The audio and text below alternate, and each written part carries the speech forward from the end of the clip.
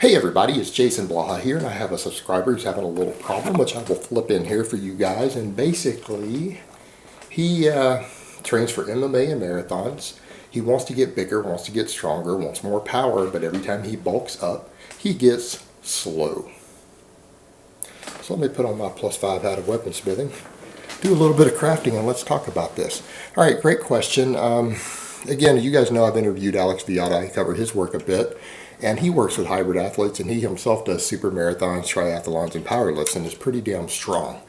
Now, that being said, there's a lot of factors to consider here. A lot of guys worry about bulking up and getting slow, but a lot of it has to do with how you're training. Let me just put this bluntly. If you're scared that you're getting slower as an MMA fighter and a marathon runner every time you try to bulk up, number one, quit training like a bodybuilder. All right, let's just be honest here. You're probably doing too much bodybuilding training if you're getting slower. That's almost guaranteed. Number two, you're probably gaining fat too quickly. You're probably bulking too quickly. You're going to need to slow it down a little bit. You compete in stuff that probably has some weight classes in it, and you need stamina. You can't afford a lot of extra body fat with what you're trying to do if you want to be good at both.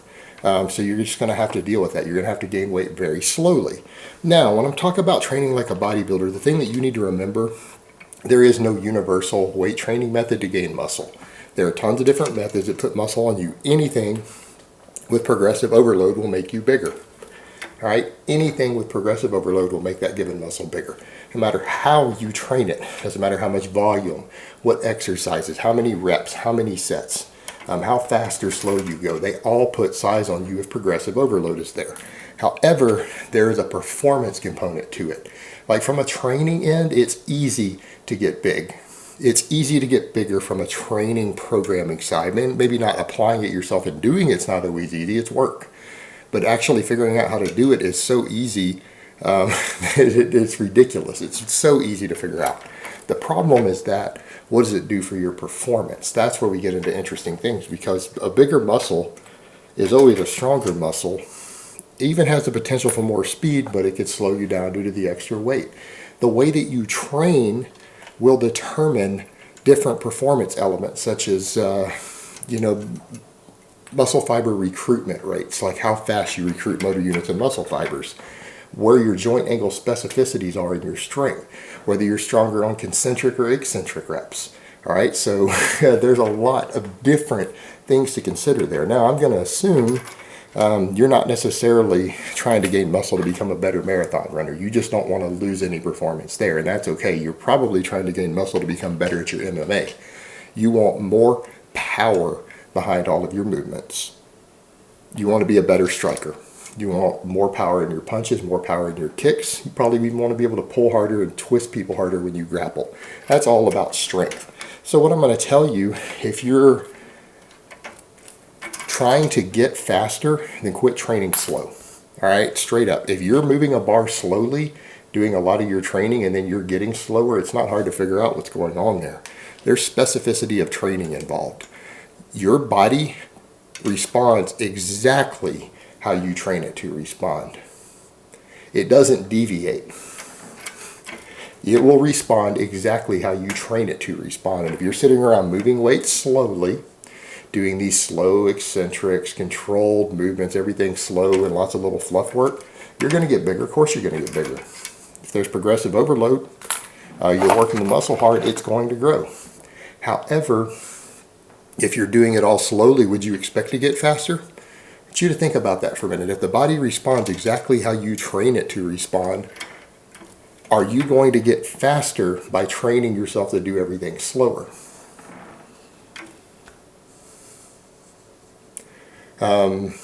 If you think that you are, I don't know what to tell you. But think about that one, guys. If you want to get faster, train faster. Better yet, take exercises that are explosive in nature.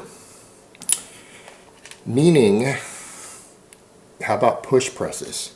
How about pin lay rows, power cleans, front squats, even deadlifts? If your focus is mostly on big exercises that work your whole body, because that's what you should be shooting for. Do you want to be more powerful as an MMA fighter? You need to do exercises that use your whole body, or as much of your body as possible, and engage your body, your core, everything, and move a heavy weight very, very fast. Because the faster you can move a weight, the more power you're generating. Well, does that translate to your feet and your hands? The faster you can move the weight of your fist, the harder it's going to hit on the end. The faster you can move your feet, the more energy they generate when they hit. It's basic physics here. Train fast to get fast. And the thing that you need to remember, it is impossible to achieve maximum speed and power on any lift doing more than about 3 reps in a row. So if you do most of your work in the 1 to 3 rep range, you can take short breaks. You'll find that you can take a weight that's even 50 or 60% of your max and move it very, very fast 3 times in a row. Wait 30 to 60 seconds and do it again. 30 to 60 seconds, do it again. That's what falls under dynamic effort training. That's where things like bands and chains and all that stuff come in also, to where you can do overspeed eccentrics. So you can train for speed, speed, speed. That's what band training is for. You might want to consider some band work.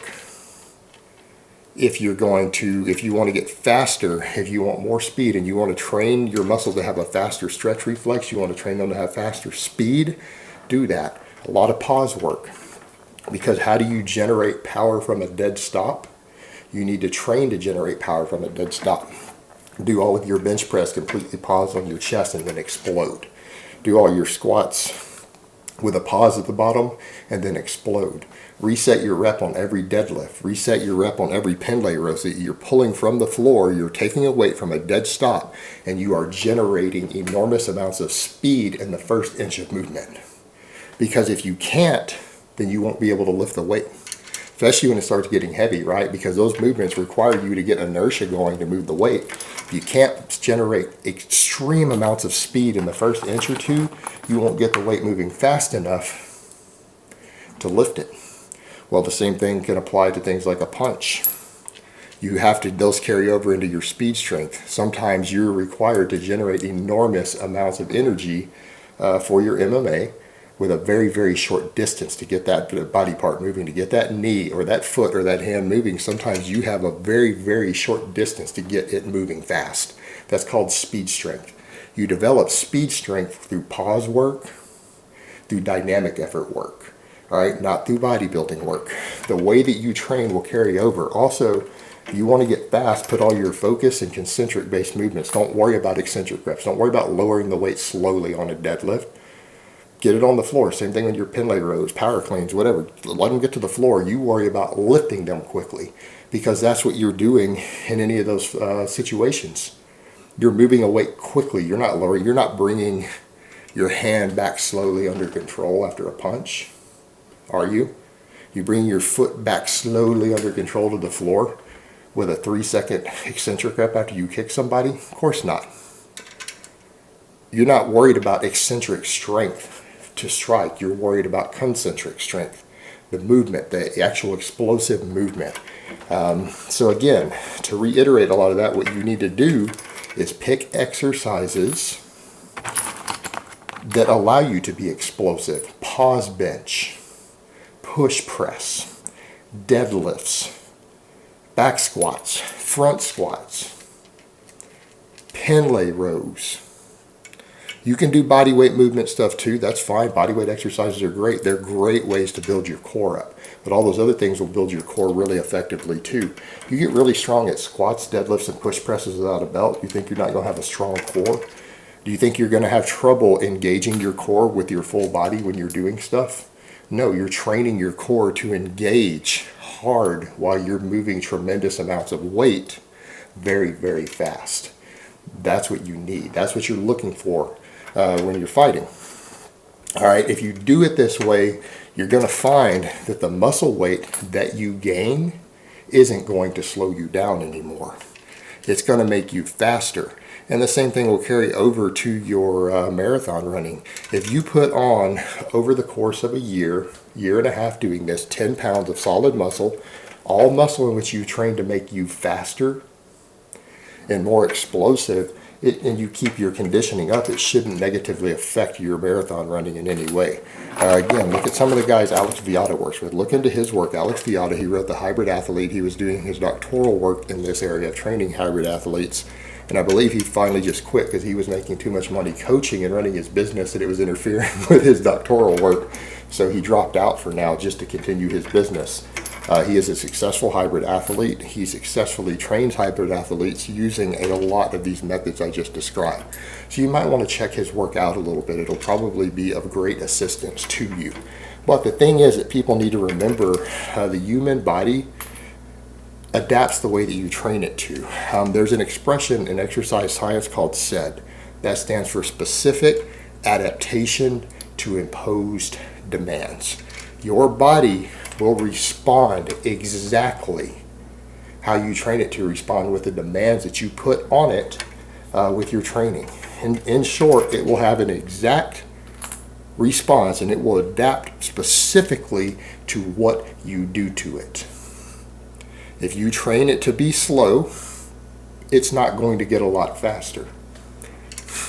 You might get very good at lifting a weight very, very slowly. That isn't going to help you the way that you want to create power and speed and force very, very quickly. That's not ideal for that. Not going to help you with that. You train a muscle to move very, very fast, it's going to move fast. If you train your body to engage your core harder and stabilizers harder while you're doing certain exercises, again, by the exercises that you pick, a push press versus a seated dumbbell press. They're both shoulder exercises. You can get big round shoulders and triceps doing both. Which one's going to give you better core engagement, stability, and speed when you need to use your shoulders and triceps? The push press. Which one's going to make you more explosive? The push press. The seated press in some cases arguably could give you more shoulder development with less work in the gym. All right, that would be where the advantage would come in with that. But that is an arguable point. But it is certainly not going to be your choice if you're trying to get faster, more explosive, and engage your core, hips, and everything else when you're actually using those muscles. So I think it's fair to say, if you had to pick between those two, which one for you as an MMA fighter, an athlete who needs speed and power and stability, which one of those are you going to pick? Obviously the push press. And that's the mistake a lot of guys make when they go to bulk up. They don't think about these things, and they don't think about how they're going to carry over to their athletic endeavors, and they just start training just for size the way they see a bodybuilder doing it. And for a lot of athletes, a lot of types of athletes, that can be disastrous. It can absolutely interfere with what you're trying to do because your body will respond exactly to what you train it to do.